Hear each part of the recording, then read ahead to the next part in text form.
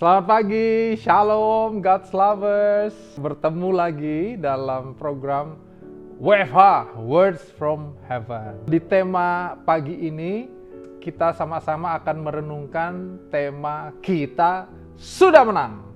Bisa katakan sama-sama nggak di rumah? Kita, yang keras, 1, 2, 3. Kita sudah menang. Sekali lagi, kita sudah menang. Yes.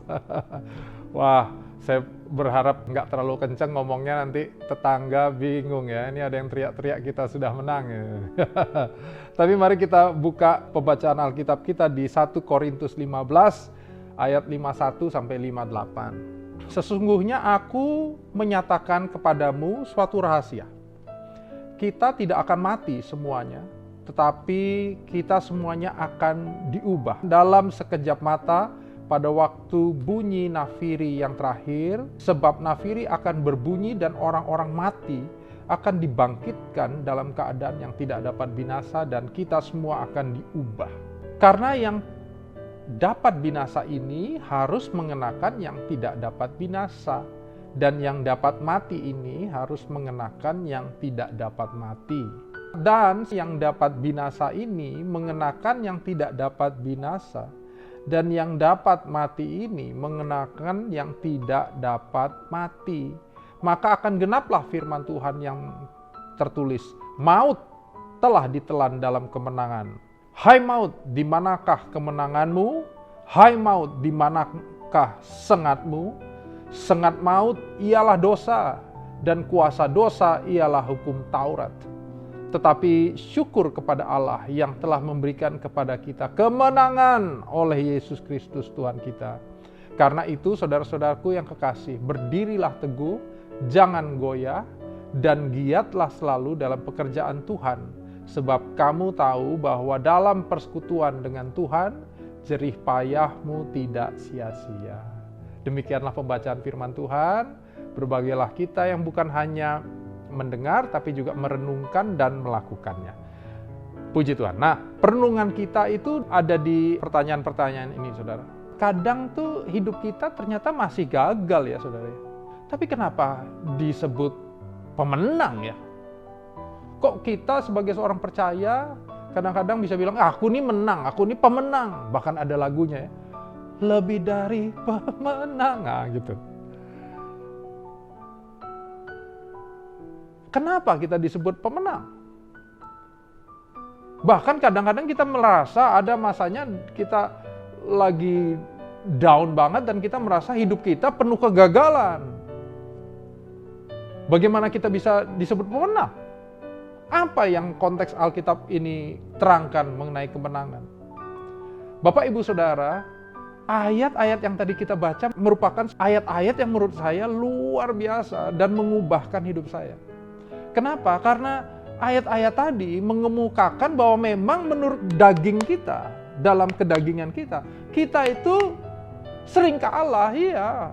Kita ini sering jatuh dalam dosa. Bagian Alkitab yang Paulus catatkan ini bahkan menerangkan tentang kebangkitan orang mati.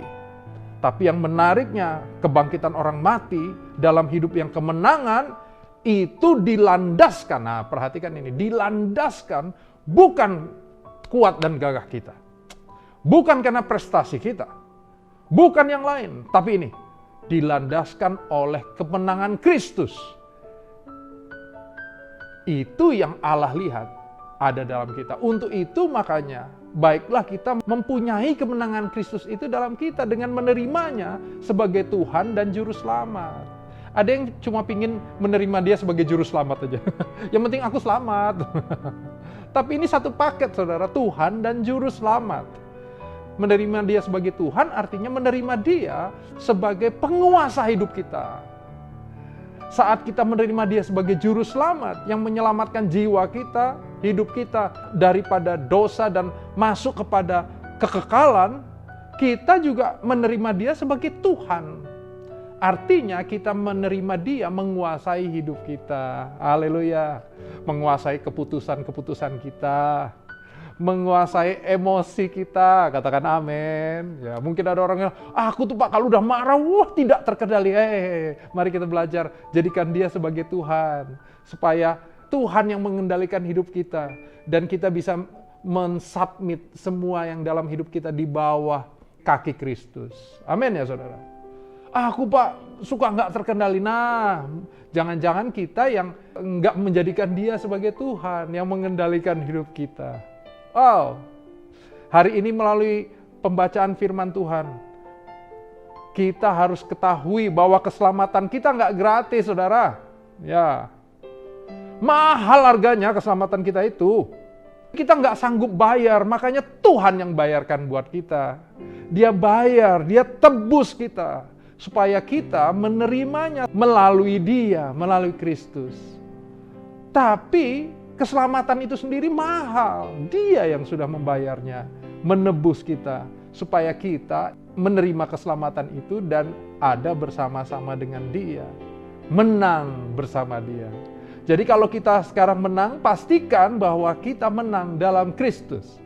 Karena memang kita nggak bisa menang tanpa Kristus. Di ujung perenungan kita, mari fokus pada kemenangan yang dia berikan. Dan berjalanlah dalam pertobatan, dalam anugerahnya. Amin. Mari kita berdoa. Bapa, terima kasih. Kami tahu kami menang. Kami sudah menang. Tapi kami menang karena Engkau yang memberikannya buat kami. Untuk itu biarlah hidup kami submit, kami tunduk di dalam otoritas Engkau, Yesus Kristus, Allah dan Tuhan kami. Sehingga hari-hari kami jalani dalam kebenaran-Mu. Hari-hari kami jalani di dalam anugerah Tuhan.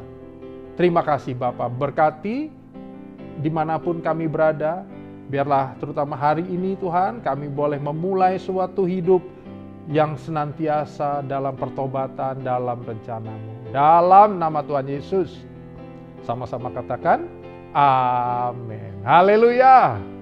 Jangan lupa bagikan link ini kepada banyak orang saudara, supaya berkat yang saudara rasakan hari ini boleh juga dirasakan banyak orang.